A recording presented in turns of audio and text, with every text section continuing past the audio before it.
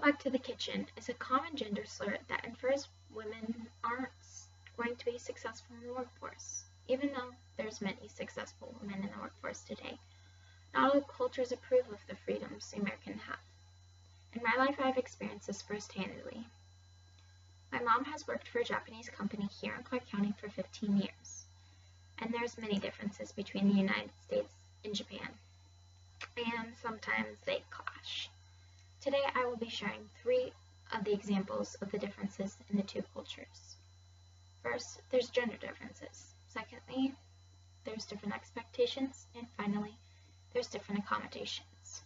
First, I've noticed there's a huge difference between genders. Women don't usually get the chance to work, and if they do, they most likely will not become a manager of a large company.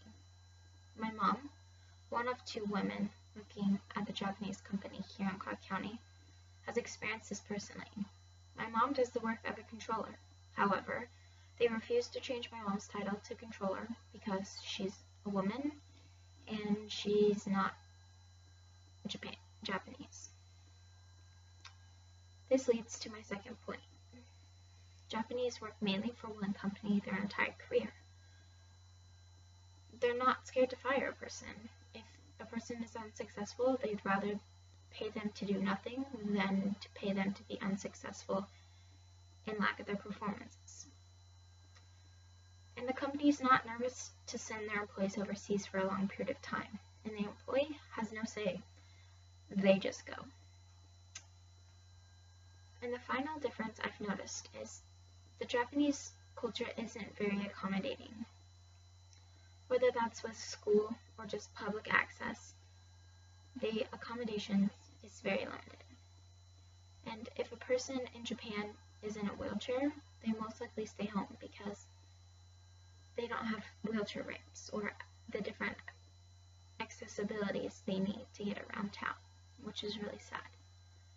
And even though all of these differences are just very minor between the United States and Japan, in contrast to the world, taking the time to interact with a different culture and really get to know them, it opens your eyes to see what you take advantage of. For me, I am now so thankful for the opportunity to succeed and to be powerful in my own country. And I'm so thankful to have the right to work and to have free will. And I'm thankful that America grants people with disabilities the same chances to be employed and have free will and all the same rights. So I challenge you to think about what culture has taught you and what you have learned from your own culture and other people's culture and how it's influenced your life personally. So, good luck.